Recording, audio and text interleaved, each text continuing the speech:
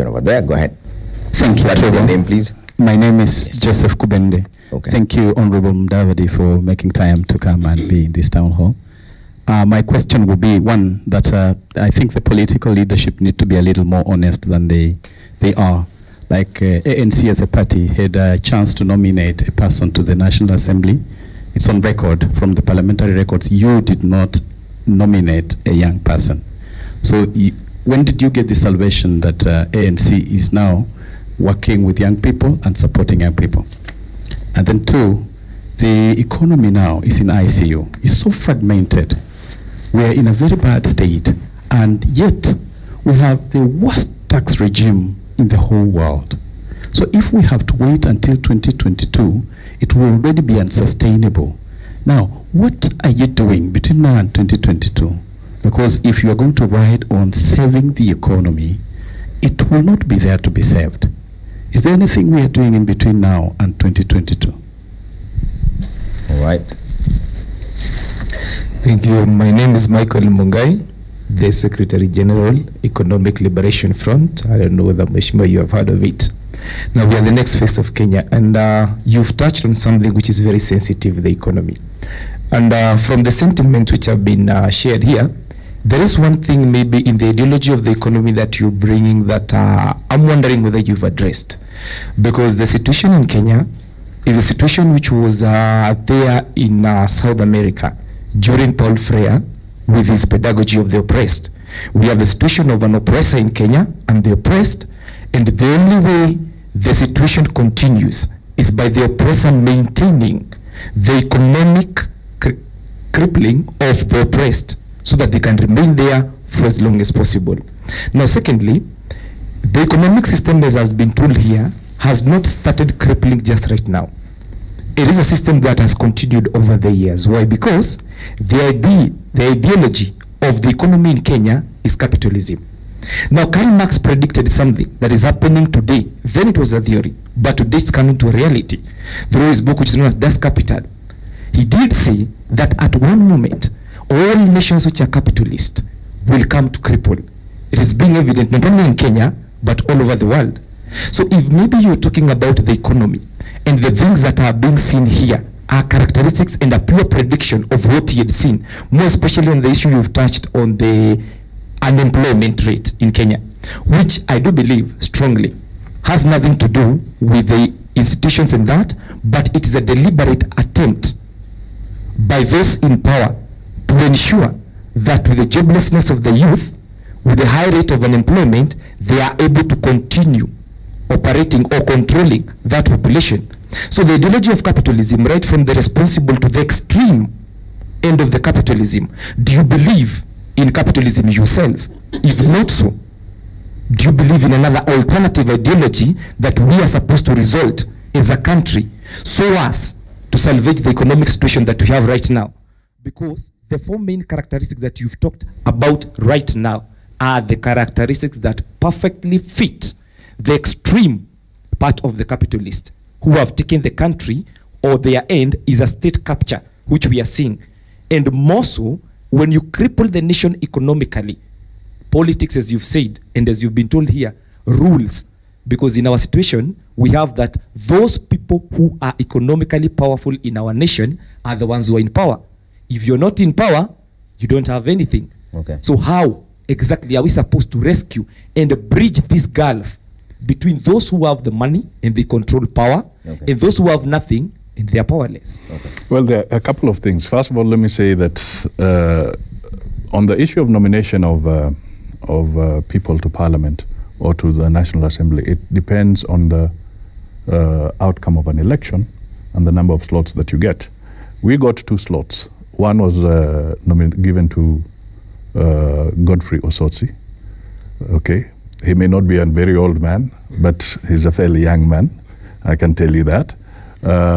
On the other hand, we nominated a lady in the Senate, Petronila Locorio, into the Senate, because we had that chance. But if you were to look at the profile that we have in terms of the county governments where we have nominated, I can assure you we have nominated a lot of young men and women into those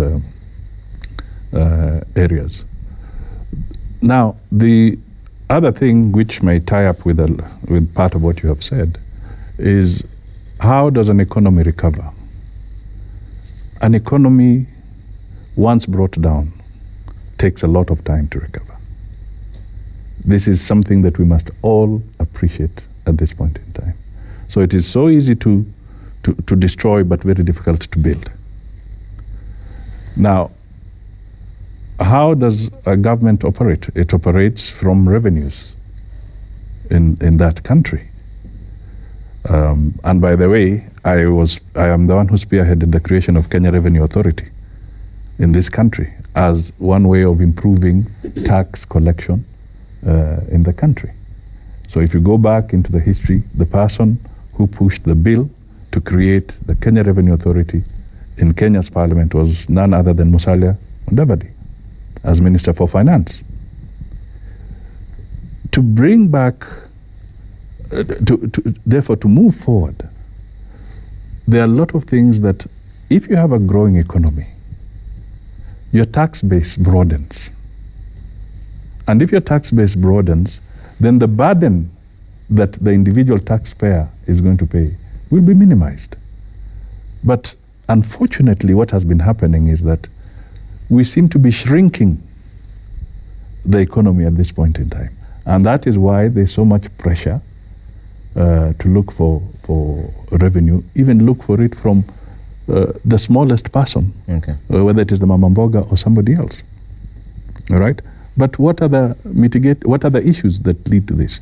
Huge public debt, grandiose projects in certain circumstances, dams that are supposed to be built but they have not been built, but money has been expended and we have to start repaying. So pressure mounts.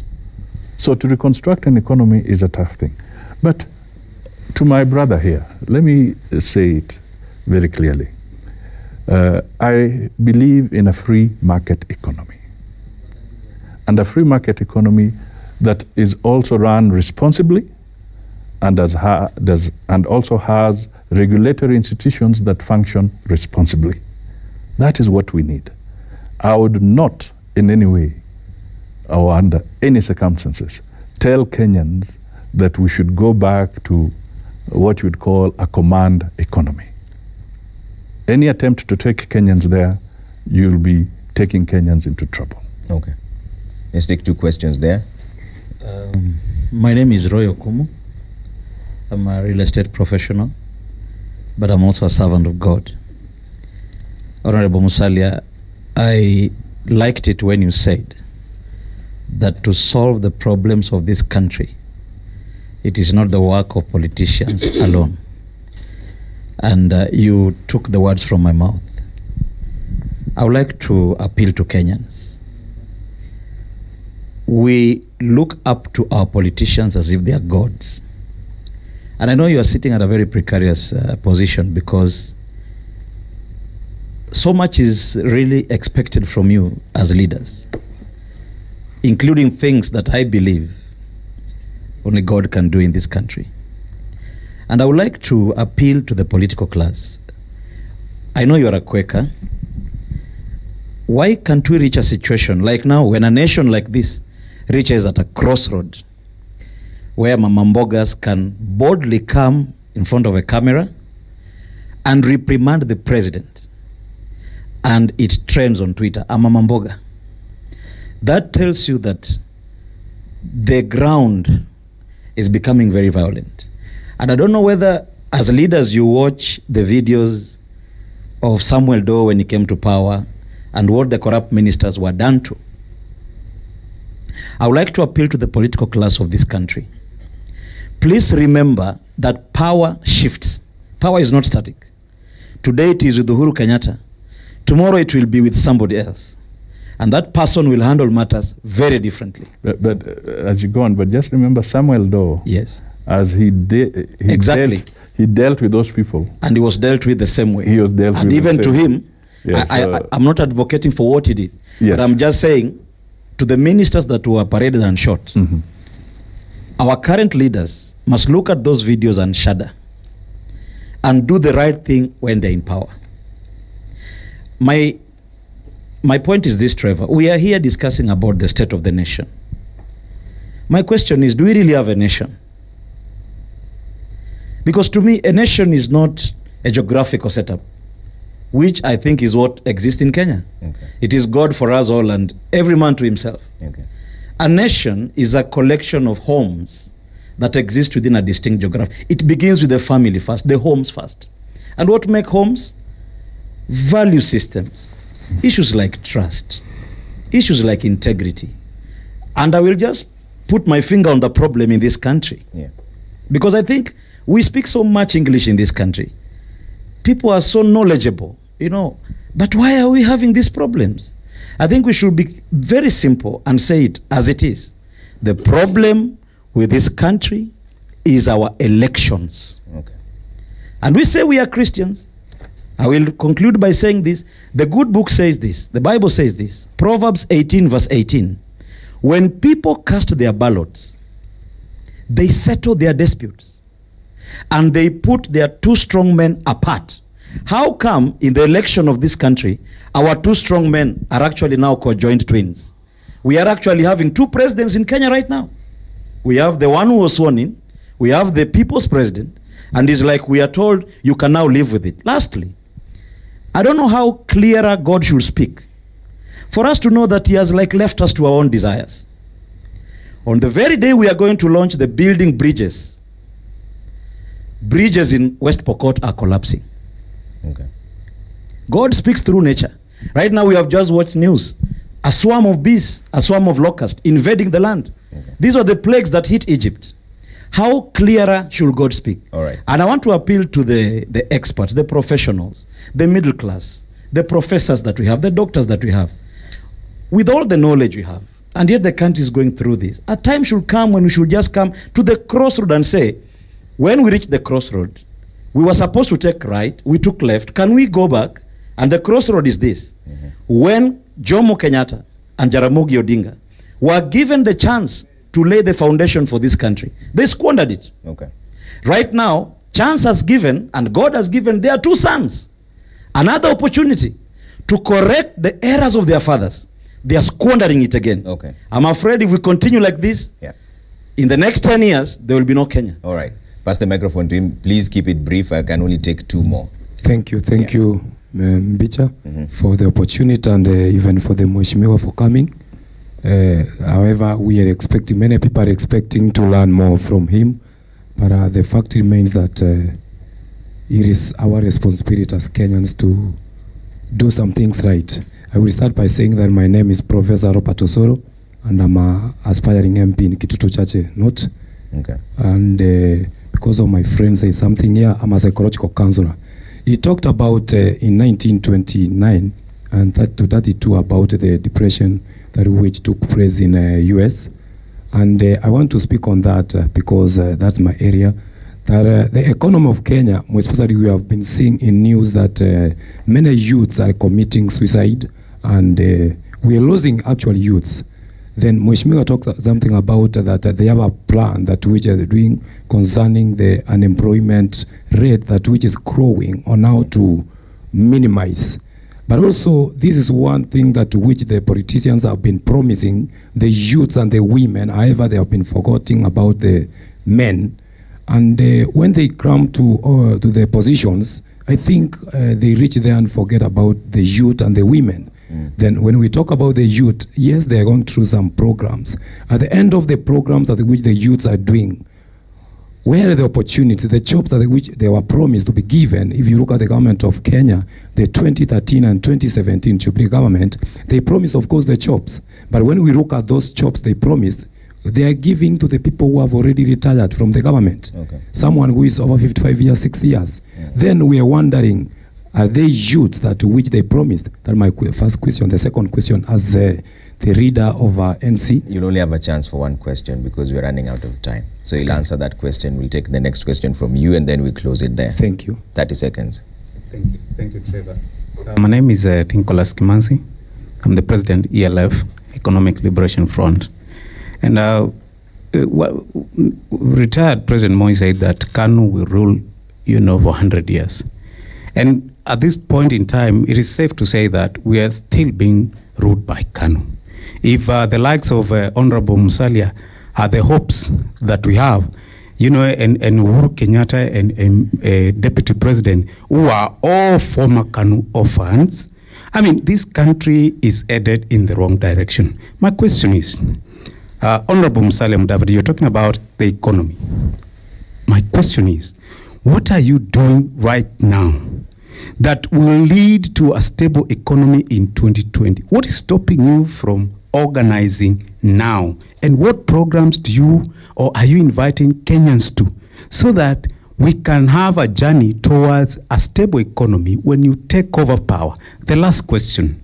Now, today you're saying you're not in government. It is already over 2 years since Jubilee, was sworn in. I mean, what has stopped you from naming a cabinet and showing Kenyans direction that, hey, if the finance minister, from Jubilee government is doing this, then we can do it this way in a better way. Okay. What has stopped you from organizing parallel so that we can trust you with the leadership of this country? All right, last question here. My name is Henry Njage. Trevor, I'll be very brief. It's not all doom and gloom, I don't think so. Okay. And regardless what has been stated, I still believe that Kenya is a very beautiful country and I would not want to be anywhere else but here. Okay. Now, having said that, I wish the narrative would shift to low-hanging fruits, low-hanging achievements, things that are doable. And what do I have in mind here? Maybe I could put a question over to Mheshimiwa. We saw in your news today that there was counterfeit milk coming in through Uganda. Now that's counterfeit milk. There's also a lot of legal milk coming from Uganda into Kenya in millions of liters, and it's completely devastated our local dairy production. We try to help our youth, but if we're going to keep killing things like dairy production, then it's not working. So I'd want Mheshimiwa probably to expound a little on how else that can be managed and what needs to be tweaked, bearing in mind that we have all these free trade agreements with our neighboring countries. Right. Thank you. Right. Well, first of all, let me just say that before I conclude with this remark, there's the issue of are the jobs that the elderly people are being given on boards and whatever, are they the jobs that they are being promised? My view is that if we were to focus on only those jobs around the parastatals, frankly speaking, there are so few. What we need is substantive jobs. I'm not saying that young men should not become chairmen or board members, but what we need is a much more vibrant economy that is not just addressing one or two people, but giving a better opportunity for the young people to get jobs. Now, those are the ones that are lacking, and those are the issues that I say if we have the correct policy arrangements and then direct the resources appropriately, we can turn things around and more jobs can be created for our young men and women. Now, the other thing that our friend has brought up there is whether we should create a shadow cabinet or not. I think it's the question of the legal framework that we have today. Because perhaps that is one of the issues that perhaps one of the more positive recommendations that are coming out of the BBI when they say that we should recognize the need to have an official leader of the opposition. Then within that framework, you can now create shadow ministers for treasury or whatever, depending on what you want to mirror with the other. But as things stand now, we can only address that by having various caucuses within political parties that specialize in dealing with some of the areas that you talk about and comment on them, but not as shadow ministers, because the law does not really provide for that at this point in time. Now, the issue that he brings up is, out of the trade agreements that we may have entered into, to what extent can we say that they are trade agreements that genuinely serve and help the Kenyan people? When I talk about policies that are hurting, some may be exactly that. We entered into an arrangement under COMESA, okay? But in all this, when you look at it, Egypt is way up there. But Egypt became part of COMESA. Now, that was a policy decision taken many years back. On reflection, would we still have that arrangement going forward? We are seeing situations where, going ahead in the US, Trump is altering some of the trade agreements that he may have entered into. Is that something you'll consider? So we should be able to consider the fact that if there are trade agreements that may not be serving the interests of the Kenyan people, maybe it's now time to have a relook at some of those trade agreements, without necessarily breaking the framework or fabric of, say, the East African community, as an example. And maybe through that we can deal with the issues that have the question of the milk as a problem. But at the same time, where is competition in this, in our economy? Where is it going? Because are we, apart from the challenges that may come out of tariffs and trade policies, are we sure that Kenya is creating enough competition even internally in various sectors? Because if we are not, then again we need to think through that and have a situation where if it is the dairy industry, to what extent can we say we can look at the policy environment and the legal framework and see whether something more can be done to provide better opportunity for competition, and by extension improve on other people to be able to do that. All right. But let me finish with the word from the gentleman, the man of God. He has made a point. Even within the context of the BBI, people are talking of the referendum.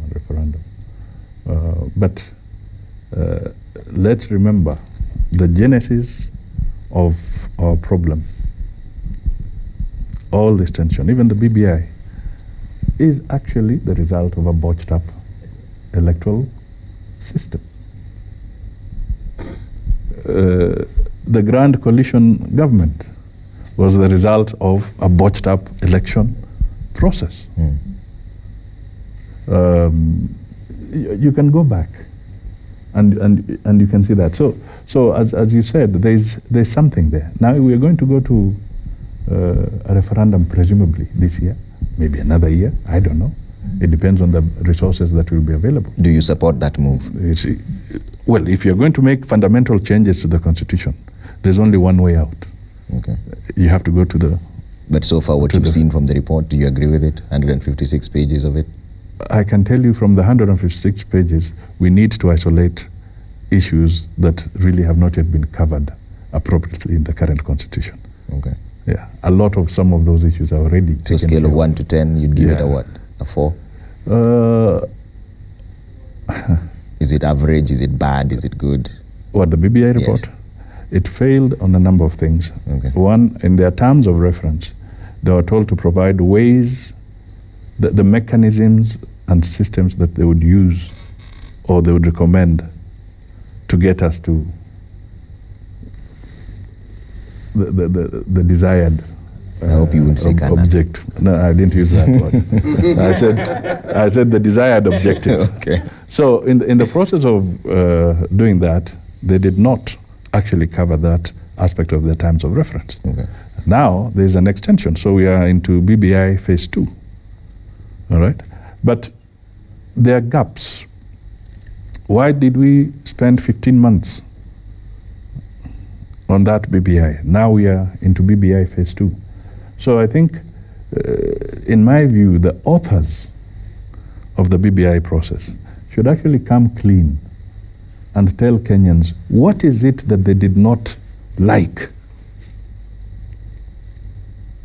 in the initial report that is now taking us to the phase 2. Because there must be something they didn't like. Okay. Yeah. So we are waiting for the gazettement and what have you. Maybe in the terms of reference, they'll be able to isolate with this extension what precisely didn't they like in the original report or in the first phase report of the BBI. But be that as it may, there are some positive things around it. Okay. Now, if there are going to be any fundamental changes, if you want to change the executive, there's no way you can do it without a referendum. Okay. If you want to change the operations of parliament, the legislature, there's no way you're going to do it without a referendum. All right, in conclusion. So, in conclusion, my message to the Kenyan people is that at this point in time, let us get our leaders to focus on correcting the economy. Let us stop the hemorrhage that is going on. All right. This is my message to the Kenyan people. Okay. Because we could be taken in circles if everybody is thinking that the BBI is the silver bullet. We are missing the point. All right. It may be one of the bullets, but let us not jump to the conclusion that it is the silver bullet that will solve Kenya's problems. Okay. The economy is the issue. And I repeat, the economy, the economy, the economy. All right. Thank you so much for making time for us this evening. ANC Party Leader Musalia Mudavadi, and thank you, Harriet Chigai, LSK Vice President, for coming, Professor Alfred Omenya as well, Kennedy Echesa, Law Lecturer, Nerima Wako, Executive Director, Jerotich Sei, Adija Galgala. I wouldn't be able to mention all of you, but thank you so much for making time. This is the kind of conversation we have on the Monday Town Hall, where the people themselves hold their leaders to account. And thank you so much for texting in and tweeting at Trevor Mbija at Citizen TV Kenya using the hashtag Monday Report. We do this again next Monday. It's good night for now.